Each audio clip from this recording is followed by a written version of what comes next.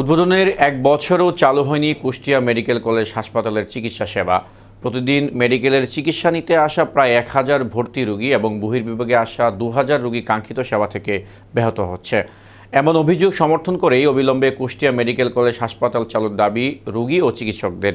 তবে সংশ্লিষ্ট স্বাস্থ্য মন্ত্রণালয় হতে প্রশাসনিক অনুমোদন না পাওয়ায় হাসপাতাল চালু করা যাচ্ছে না বলে জানায় কর্তৃপক্ষ।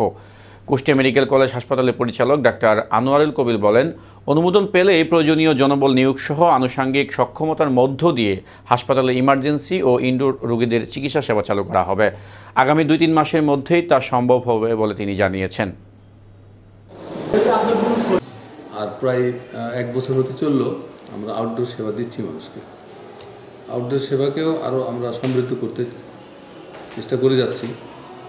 আর পাশাপাশি আমাদের ইমার্জেন্সি এবং ইনডোর কী করে চালু করা যায় সেই ব্যাপারে আমরা অত্যন্ত তৎপর আছি। এ ব্যাপারে আমাদের যারা কমিটির সদস্য আছেন, বিভিন্ন ব্যক্তিবর্গ আছেন, তাদের সবার সাথে আমাদের এই ব্যাপারে আলাপ আলোচনা হচ্ছে এবং বিশেষত ডিজি হেলথ এবং হেলথ মিনিস্ট্রির সাথে আমাদের অনেক কাজ আছে, যোগাযোগ আমরা অব্যাহত রেখেছি। আমরা মূলত একটা জনবলের সংকট আমরা দেখছি। ইনডোর চালু করতে গেলে অনেক ব্যাপক একটা জনবলের প্রয়োজন পড়ে, যেমন ধরেন 3য়-4র্থ শ্রেণীর, এবং ডাক্তার নার্স তো আছেই, একটা হিউজ জনবল লাগে। তাছাড়া ওষুধপত্র লাগবে, যন্ত্রপাতি লাগবে, এরকম অনেক বিষয়ে এখনও আমাদের খুব প্রাথমিক পর্যায়ে আছে।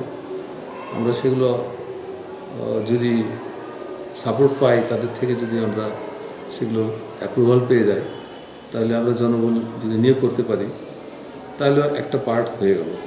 আবার তাহলে আমরা পরবর্তী কাজ করতে পারবো, সেটার লক্ষ্যে আমরা কাজ করে যাচ্ছি। আমাদেরকে 45 জন আনসার দেওয়া হয়েছে।